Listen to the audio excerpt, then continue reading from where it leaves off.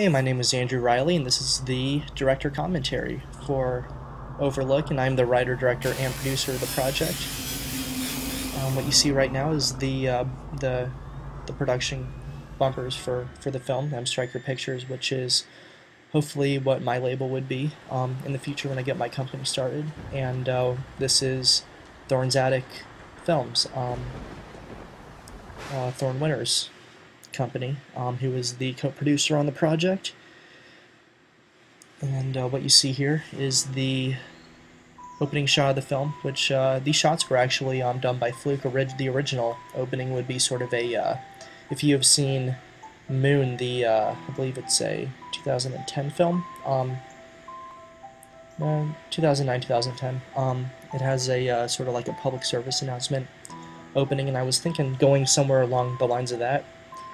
But I actually got to set early, and I took these shots, and I took a look at them, and I thought it'd be a good opening, a good segue into the project, because that's the title location. There you see Clark Helman.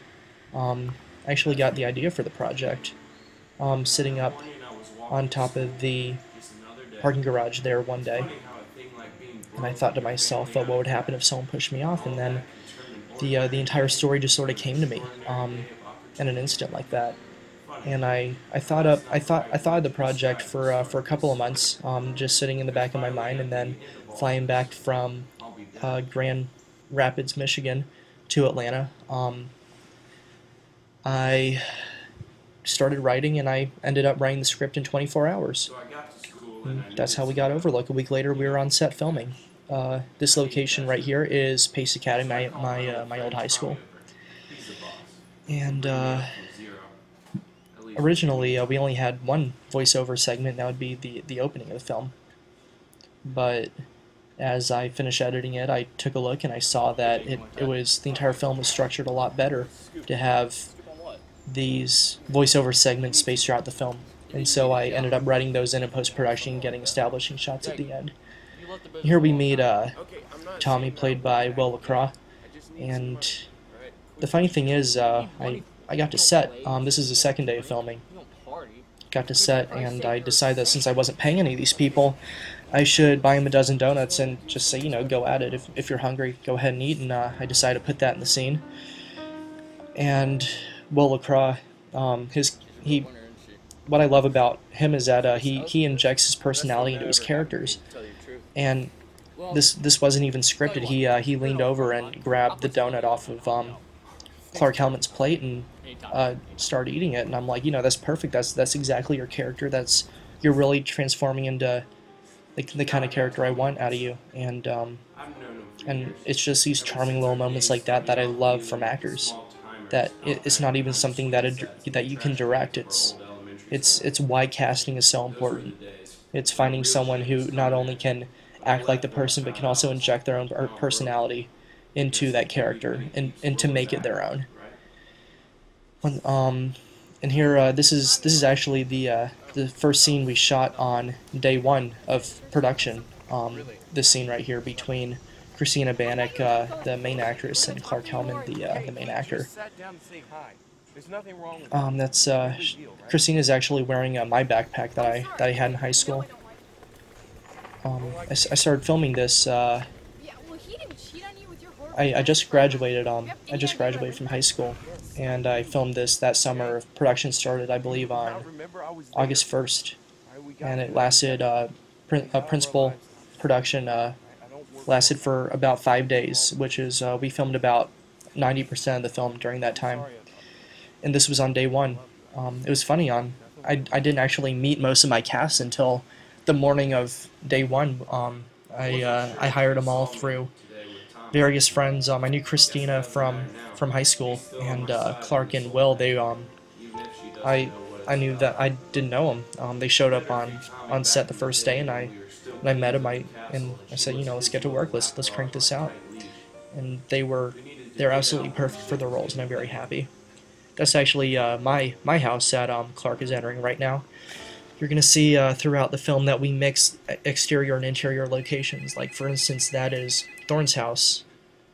Right now, a room in his house, and then Will is in a room in my house. And it's interesting how you can mix and match interior and exteriors like that to create a completely different world. And that's really the aim I wanted to look at. I wanted in this film. I wanted to create a world in which is very reflective of how high school is for people in high school. Because when adults look at high school, it's a lot different from the actual perception of what it's like for the people in there. Because it does seem like something like this could happen to someone in high school. You know, there's certainly urban legends about high school kids doing, you know, extraordinary things, and being mixed up in crime and stuff and this and that.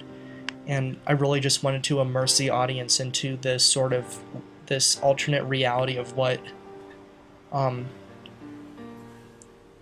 this sort of fantasy world of what high school could be like for the person in high school. And here you have Clark driving up to this is to the Overlook parking garage, and this was the last day of filming with Clark. We got all these shots done, and of course I couldn't secure an apartment inside of that building, so I used my dad's apartment, which is the interior of his apartment right there. And I thought that was really good because you needed that sort of enclosed space like that in order to get the full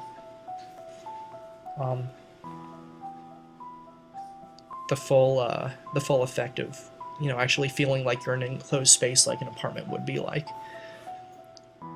That is Nicholas Najat with the sunglasses on. He's a really good friend from high school, and sitting on the couch opposite from him is Alex Hart, another good friend from high school. And I was supposed to have 3 people showing up that day, but I only got Alex and Nicholas, so I got Alex to dress up and play the guy, you know, robbing the 2 guys sitting down. And this is one of the best sequences in the film. And I'm very happy with how all of that turned out. You can see my reflection there for a brief moment in the car. And it's hard to believe, but I filmed the entire movie with really no lighting equipment, and just I use a high definition camcorder, fairly you know, low budget camcorder, and a tripod, and I filmed the entire movie using a tripod and a camera. And I think it turned out really well considering I didn't have any audio equipment. And I actually rigged up my tripod so I could stabilize it on my shoulder. So that's how we get some of these really steady, they kind of handheld-esque. I also wanted sort of a documentary, like really gritty. I didn't want a handheld, but I wanted like a stabilized system to shoot some of these scenes, like you're gonna see here in a second. Like what you just saw with the car pulling up, that was done handheld, but it looks very documentary style and very just sort of like real, like in-your-face cinema. And I really just wanted sort of that look throughout the film. Like right here. I think that this shot is done fairly well considering I have the camera pretty much mounted on my shoulder and I'm following them around the yard without any use of like a Steadicam. I just have my tripod mounted on my shoulder. And this shot is done. That exterior was at Thorne's house, and this interior is at my house. So how we actually shot this was, I remember Clark had to leave early that day, and we didn't have time to shoot both of their stuff at the same time, so I shot all of Clark's shot before he had to leave, and then I got Will's conversation after that. So both of these actors were able to pull off this conversation back and forth without either one actually having to be there. And the first time they actually saw the entire thing put together was at the film premiere, and I think it worked out very, very well. Having, you know, not having both of them actually having the conversation, I'm very happy with how that turned out. Another segment of the script was we had this whole like sort of love triangle going on between Tommy and Clark's Clark and Alice. And sorry, I call my actors and their characters by. I alternate between the two a lot, especially on set. It drove them crazy, but in the script originally it had this sort of love triangle going on and a whole backstory behind these characters. And because of not being able to find locations and this and that, I wasn't able to go in depth into that visually, but I was able to capture that sort of subplot through the voiceover dialogue. And then I also wanted to build and starting at this point, I wanted to build a sort of suspense around the use of technology, and that something that really defines our generation is technology and how it can, in itself, it can be a character in a film. The cell phone is very much treated as a supporting character from here on out. And that shot is I took that shot from the famous Shining zoom in, where you zoom in on the little boy's face. Forgot his name, but it's one of my great influence throughout this film, and throughout a lot of the work I do is the cinematography of Stanley Kubrick and also of Martin Scorsese and Francis Ford Coppola. I really, I'm a student of their works. I've never really, prior to filming this, I had never taken a film class ever in anything. I really just taught myself how to do everything by watching the films I love. I guess you can call me a Tarantino that doesn't like,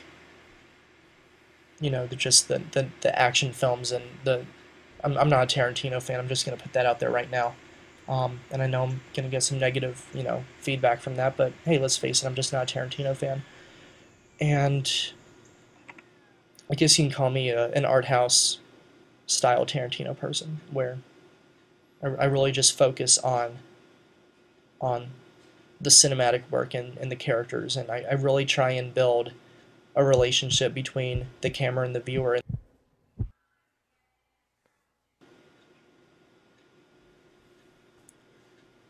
there you have that. I try to build that suspense a little bit with the cell phone, and the voice of El Lobo, the mysterious person on the other end of the text message. That's actually done by Clark Helman as well. We were recording our voiceover narration. I sat down and I'm like, Clark, I'm gonna have to find someone to do this, and my voice isn't gonna work for it. And how about you give it a try? And we tried about, I don't know, 4 or 5 different voices, and I thought that that was actually one of the last ones he did. I told him I wanted something that was more like, mechanic and what you would hear on if someone uses synthesizer on their voice. But I didn't want to use a synthesizer because that would just be so cliched, and I just really didn't want to go that route. But I also didn't want it to be comedic, and I thought that this was a decent enough middle ground between the two, especially considering I didn't have any funding. I filmed this thing for $0. If you want to count me buying pizza for the cast one day and buying those donuts, I probably spent about $50 on the entire production. All the guns in the film are real. I wanted that real look. And like I said before, this scene is also filmed with each person talking separately at the camera, because Clark had to, the day we're shooting all these sequences, Clark had to leave early, so I shot all of his stuff and I shot all of Will's stuff. And this is I remember this day was just going on and on and on. I think we showed up on set at noon. I was exhausted from the night before, because whenever I'm shooting a film, I can't sleep at all. My mind's just going a million miles an hour, and I really just can't sit down and concentrate. No, I can't sit down and just relax for a minute. I'm thinking constantly about what shots would work, what would work best for the film, and just planning out everything from detail to detail.